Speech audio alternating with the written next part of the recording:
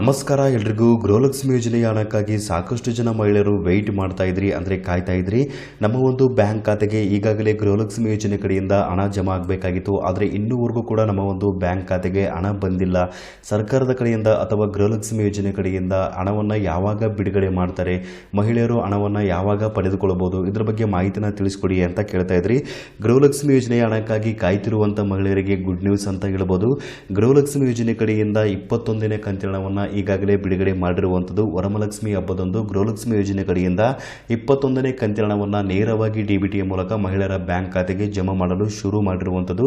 ನಿಮ್ಮ ಒಂದು ಬ್ಯಾಂಕ್ ಖಾತೆಗೆ ಇನ್ನೂವರೆಗೂ ಕೂಡ 21ನೇ ಕಂತಿನ ಹಣ ಜಮಾ ಆಗಿಲ್ಲ ಅಂತಂದರೆ ನಿಮ್ಮ ಒಂದು ಬ್ಯಾಂಕ್ ಖಾತೆಗೆ 21ನೇ ಕಂತಿನ ಹಣ ಯಾವಾಗ ನೀವು ಪಡೆಯಬಹುದು ಅಥವಾ ಯಾವಾಗ ನಿಮ್ಮ ಒಂದು ಬ್ಯಾಂಕ್ ಅಕೌಂಟಿಗೆ ಜಮಾ ಆಗುತ್ತೆ ಅಂತ ಇವತ್ತಿನ ವಿಡಿಯೋದಲ್ಲಿ ನೀವು ಮಾಹಿತಿನ ತಿಳಿದುಕೊಳ್ಳಬಹುದಾಗಿರುತ್ತೆ. ಇನ್ನು ಗೃಹಲಕ್ಷ್ಮಿ ಯೋಜನೆ ಕಡೆಯಿಂದ 21ನೇ ಕಂತಿನ ಹಣವನ್ನು ಯಾವ ಜಿಲ್ಲೆಗಳಿಗೆ ಮೊದಲು ಬಿಡುಗಡೆ ಮಾಡಿದ್ದಾರೆ ಅಂತ ಇವತ್ತಿನ ವಿಡಿಯೋದಲ್ಲಿ ನಿಮಗೆ ಮಾಹಿತಿನ ತಿಳಿಸಿಕೊಡ್ತಾ ಇದ್ದೀನಿ.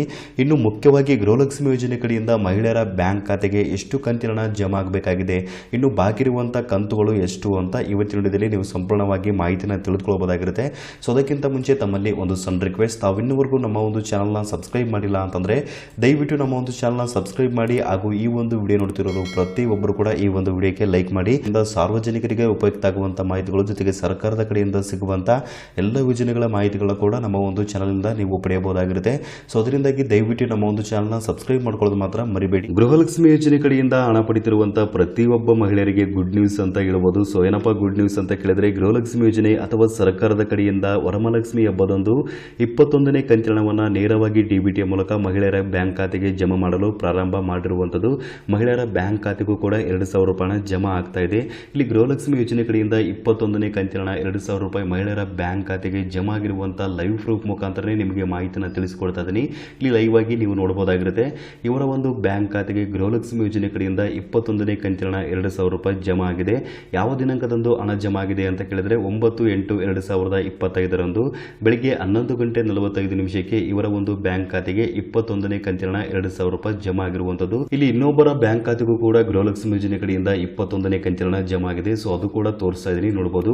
ಇವರ ಒಂದು ಬ್ಯಾಂಕ್ ಖಾತೆಗೆ 21ನೇ ಕಂತಿನ ಹಣ ಜಮಾ ಆಗಿರುವಂತದ್ದು 2,000 ರೂಪಾಯಿ. ದಿನಾಂಕ 9/8/2025 ಸಂಜೆ 4:37 ಇವರ ಒಂದು ಬ್ಯಾಂಕ್ ಖಾತೆಗೂ ಕೂಡ ಗೃಹಲಕ್ಷ್ಮಿ ಯೋಜನೆಯ 21ನೇ ಕಂತಿನ ಹಣ ಜಮಾ ಆಗಿರುವಂತದ್ದು. ಈಗಾಗಲೇ ಮಹಿಳೆಯರ ಬ್ಯಾಂಕ್ ಖಾತೆಗೆ ಹಣ ಜಮಾ ಆಗಲು ಶುರುವಾಗಿರುವಂತದ್ದು.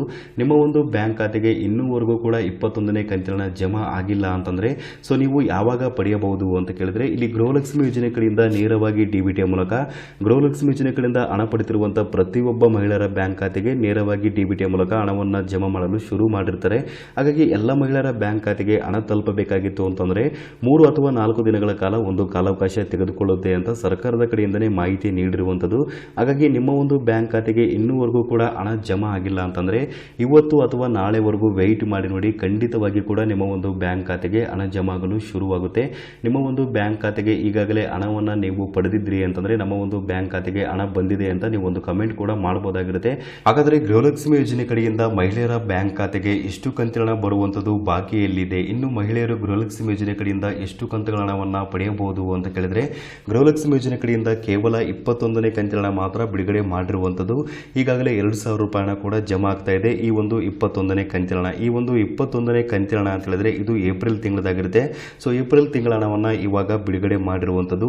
ಇನ್ನು ಮಹಿಳೆಯರ ಬ್ಯಾಂಕ್ ಖಾತೆಗೆ ಬರಬೇಕಾಗಿರುವಂಥದ್ದು ಅಥವಾ ಬಾಕಿ ಇರುವಂತಹ ಕಂತುಗಳ ಹಣ ಎಷ್ಟು ಅಂತ ಕೇಳಿದ್ರೆ, ಇನ್ನು 3 ಕಂತಿನ ಹಣ ಕೂಡ ಮಹಿಳೆಯರು ಪಡೆಯಬೇಕಾಗಿರುವಂಥದ್ದು. 3 ಕಂತಿನ ಹಣ ಯಾವ್ಯಾವು ಅಂತ ಕೇಳಿದ್ರೆ, 22ನೇ ಕಂತಿನ ಹಣ ಅಂತ ಹೇಳಿದ್ರೆ ಇದು ಮೇ ತಿಂಗಳದಾಗಿರುತ್ತೆ. ಸೊ 23ನೇ ಕಂತಿನ ಹಣ ಅಂತ ಹೇಳಿದ್ರೆ ಇದು ಜೂನ್ ತಿಂಗಳದಾಗಿರುತ್ತೆ. ಇನ್ನು 24ನೇ ಕಂತಿನ ಹಣ ಅಂತ ಹೇಳಿದ್ರೆ ಇದು ಜುಲೈ ತಿಂಗಳದಾಗಿರುತ್ತೆ. ಮೇ, ಜೂನ್, ಜುಲೈ ಈ 3 ಕಂತಿನ ಹಣ ಕೂಡ ಮಹಿಳೆಯರ ಬ್ಯಾಂಕ್ ಖಾತೆಗೆ ಬರುವಂಥದ್ದು, ಬಾಕಿಯಲ್ಲೇ ಇರುವಂಥದ್ದು. ಸೊ ಮಹಿಳೆಯರ ಬ್ಯಾಂಕ್ ಖಾತೆಗೆ ಈ 3 ಕಂತಿನ ಹಣ ಅಂದರೆ 22, 23, 24 ಈ 3 ಕಂತಿನ ಹಣ ಯಾವಾಗಿಂದ ಜಮಾ ಆಗಲು ಶುರುವಾಗುತ್ತೆ ಅಂತ ಮುಂದಿನ ವಿಡಿಯೋದಲ್ಲಿ ನಿಮಗೆ ಮಾಹಿತಿನ ತಿಳಿಸ್ಕೊಡ್ತೀನಿ. ಇನ್ನು 21ನೇ ಕಂತಿನ ಹಣ ಈಗಾಗಲೇ ಬಿಡುಗಡೆಯಾಗಿರುವಂತಹ ಲೈವ್ ಪ್ರೂಫ್ ಮುಖಾಂತರನೇ ನಿಮಗೆ ಮಾಹಿತಿನ ತಿಳಿಸ್ಕೊಟ್ಟಿದ್ದೀನಿ. ಇನ್ನೂವರೆಗೂ ಕೂಡ ನಿಮ್ಮ ಒಂದು ಬ್ಯಾಂಕ್ ಖಾತೆಗೆ 21ನೇ ಕಂತಿನ ಹಣ ಜಮಾ ಆಗಿಲ್ಲ ಅಂತಂದ್ರೆ ಇವತ್ತು ಮತ್ತು ನಾಳೆವರೆಗೂ ವೆಯ್ಟ್ ಮಾಡಿ ನೋಡಿ. ಖಂಡಿತವಾಗಿ ಕೂಡ ನಿಮ್ಮ ಒಂದು ಬ್ಯಾಂಕ್ ಖಾತೆಗೆ ಜಮಾ ಆಗಲು ಶುರುವಾಗುತ್ತೆ. ಯಾಕೆ ಅಂತ ಹೇಳಿದ್ರೆ, ಗೃಹಲಕ್ಷ್ಮಿ ಯೋಜನೆ ಕಡೆಯಿಂದ ಅಥವಾ ಸರ್ಕಾರದ ಕಡೆಯಿಂದ ಮಹಿಳೆಯರ ಬ್ಯಾಂಕ್ ಖಾತೆಗೆ ನೇರವಾಗಿ ಡಿಬಿಟಿ ಮೂಲಕ ಹಣವನ್ನು ಜಮಾ ಮಾಡಲು ಶುರು ಮಾಡ್ತಾರೆ. ಹಾಗಾಗಿ ಯಾವಾಗ ಬೇಕಾದರೂ ನಿಮ್ಮ ಒಂದು ಬ್ಯಾಂಕ್ ಖಾತೆಗೆ ಹಣ ಜಮಾ ಆಗಲು ಶುರುವಾಗುವಂಥದ್ದು. ಈ ಒಂದು ಮಾಹಿತಿ ಎಲ್ರಿಗೂ ತಿಳಿದಿರಲಿ ಅಂತ ನಾನು ಇವತ್ತಿನ ಮೂಲಕ ನಿಮಗೆ ಮಾಹಿತಿನ ತಿಳಿಸಿಕೊಟ್ಟಿದ್ದೇನೆ. ಸೊ ಈ ಒಂದು ಮಾಹಿತಿ ನಿಮಗೆ ಇಷ್ಟವಾಗಿತ್ತು ಅಂತಂದ್ರೆ ಮಾಹಿತಿಗೆ ತಪ್ಪ ತಪ್ಪದೆ ಲೈಕ್ ಮಾಡಿ ಹಾಗೂ ಎಲ್ಲರಿಗೂ ಈ ವಿಡಿಯೋನ ಶೇರ್ ಮಾಡಿ. ಸಬ್ಸ್ಕ್ರೈಬ್ ಮಾಡೋದು ಮಾತ್ರ ಮರಿಬೇಡಿ. ವಿಡಿಯೋ ನೋಡಿದ್ದಕ್ಕಾಗಿ ನಿಮಗೆ ತುಂಬ ಧನ್ಯವಾದಗಳು.